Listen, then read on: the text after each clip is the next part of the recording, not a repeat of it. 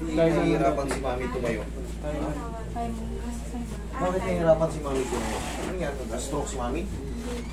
Ano yan sa kanya? Sleep disc po. Sleep disc yan, ganyan. Tingnan ko.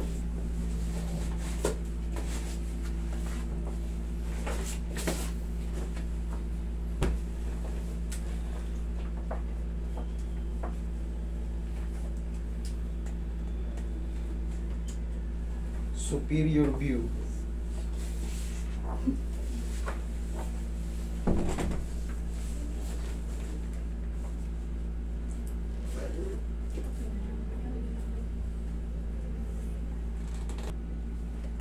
Dito.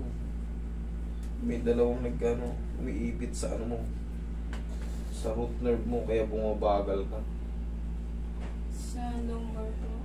Ito pong nakikita rito sa ano. Dito po. Ay. Asan yung sa lumbar nyo? Puro sa cervical to. Ay. Ano to? Leeg. Ito na lang po yung ano. Nasaan yung sa may ano? Yung sa lumbar niya? Hindi, mali po yung dala. Mali dala nyo. Cervical po Be, yung dala. oh, cervical to. Pero base dito, isa rin kasi sa makaka-apekto yan. Makikita mo, yan yung tinatawag na root nerve. Ito yan yung utak eh. Oh. Yan yung ano sa ulo. Superior view. Ayan o. Sa batok nyo to yun. Ayan, batok nyo yun. Pero meron po kasi akong EMG. Okay, nasaan? Andito po. Nasaan yung sa lumbar? Mahalaga yun eh. Mahalaga yun. Pero dito kasi, pagka once na tinamaan yung ano mo, kahit dito makakakuha tayo ng ano rito eh. Makakakuha tayo ng data sa compression dito. Tingnan na yun. Lumbosacral spine. Okay. Remarks. Anong most number of lumbar vertebrae? Please. Minimal lumbar spondylosis with unstable bone. Anomalous number of lumbar vertebrae, lumbar increase. Minimal lumbar spondylosis, unstable, grade 1, anterolisthesis. L5 over. Walang L6, S1 yan. Hindi po. May ano po, may sobrang po akong ano. Oh? Kaya pala may L6. Kasi mostly L5, S1 na agad yun.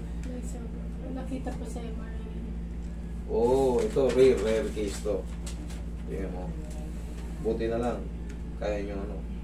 Ngayon, nasan yung ano? Tignan natin kung yung sumubrang ano. Bakit may L6 kayo? Tignan natin. Hindi nyo na nadala? Mali nga po yung nadala namin. Oo, cervical yan, mami. Kasi ako, sa araw-araw na nakikita ko yung mga buto-buto, alam ko, nakabisado ko na yung mga parts niyan. Ito, bilateral L5S1 radiculopathy. Okay. With acute denervation change. Denervation change. Okay. Sige, dito kay mami. Same lang din naman ako na yan. Ang mahalaga, wala kayong mga fracture. Sa mga disc problem yan. Mga disc problem na pumutok, yun yung tumatama sa may ano, sa nerve root nyo, kaya ganyan kayo, parang mabagal kayo. Para kayo yan. Para ka nag-o-over. Pag talaga na-compress yung ano mo, pag ito yung sinasabing, pag na-compress yung nerve root mo, yung spinal nerve, ay root nerve, yan ang mararamdaman nyo. Para kayong ano. Kasi direct to the brain yun. Meron din kayong compression dito sa C5, C6. Pero sabi naman yung doktor ko, hindi ko... Dito ka ba? Ayan, Punta ko. ito yung pera. Alam mo nilala ko sa ni-install yun? O iiwan lang ba yun doon? Kailan kayo nagkaganito, mami? Tansya nyo? Ngayong year lang po. Ngayong year lang. Ano sa tansya? Anong nangyari? Bakit nag-trigger to? Hindi ko po masabi. Wala naman po akong aksidente or... Nadulas po ba kayo? Nagbuhat po ba kayo? Ano po?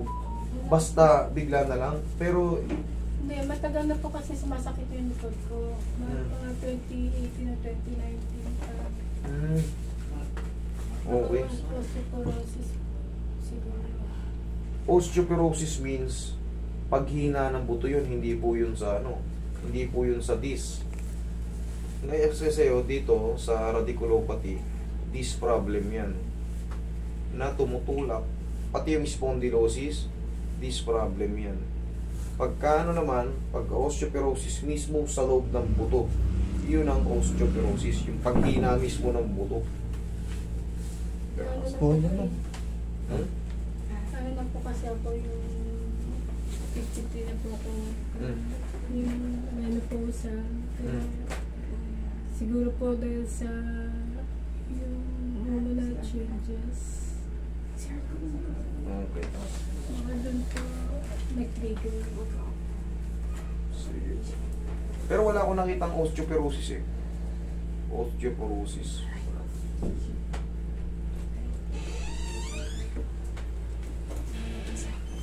Ang pinaka naging impression sa inyo yung pinaka final ano, L5, L6. May L6 kayo kamo eh. Nakakapagtaka nga yun kasi S1 yun. Pero sabi niya, meron siyang extended na ano, meron siyang L6. Pwedeng hindi na lang po pagalaw kasi sabi po ng doktor ko, unstable pa po kasi yung ano, yung disc. Ah, okay. Kaya hindi po pwedeng galawin. Okay. Sige. Eh, wala tayong magagawa kung ayaw ipagalaw. Sige po. Yan. Eh, Ano pong hindi. Ano pong gusto niyong gawing treatment natin? Kasi po, ang based dun sa magiging magbabase ako sa method ko. Pero kung hindi po pwede yung method ko sa inyo, na gagalawin natin doon, huwag na po. Eh, hindi ko po pipilitin kung ano po yung magiging. Pero sa nararamdaman niyo po, compression po yan. opo. Compression po yan ng ano, ng spinal nerve. Yun yung point direct to the brain. Kaya bumabagal kayo. Ngayon, bakit po kayo sinabihan na ano, unstable pa yung disc? Kasi nakita po sa x-ray na gumagalaw pa po yung disc. Ah, okay. Kasi baka Lalong bumitaw. Okay. Sige po. Tama naman yun eh. Tama naman. Baka sakaling maghilom pa yun. Ang pinaka-the best niyan, mami, maglagay kayo ng ano. ng brace po. Yun. I-massage na lang natin. Sige Tapos po. dito, ito na lang dito. Ito malayo naman ito.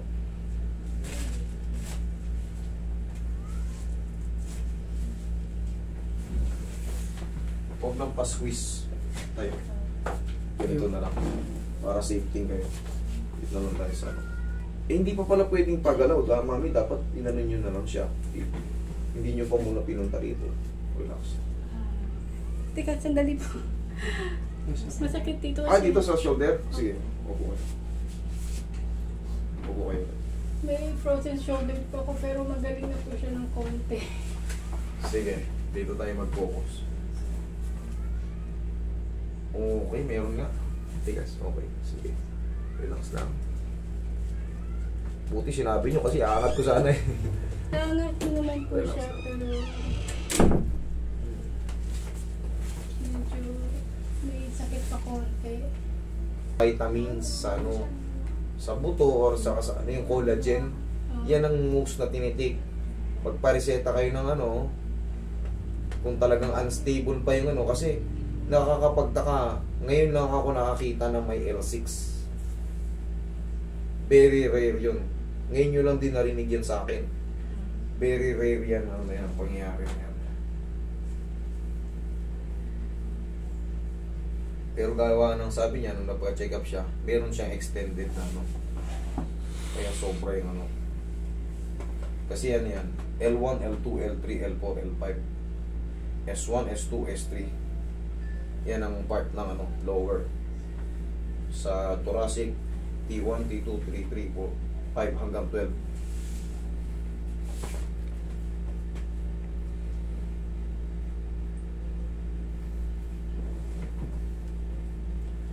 Mami, bibigyan na lang kita ng brace ha. Para yung ano mo stable muna yung balakang mo. Kung hindi pa pwede siya talaga, kung gumagalaw pa yung disc, ibig sabihin yun na baklat siya sa ano. Wala kasi yung files ng ano niya eh. Naiwan nyo? Ba't naiwan nyo? Yung pala yung pinakamahalaga. Envelope natin. Ha? Maling envelope yata. Nadampot.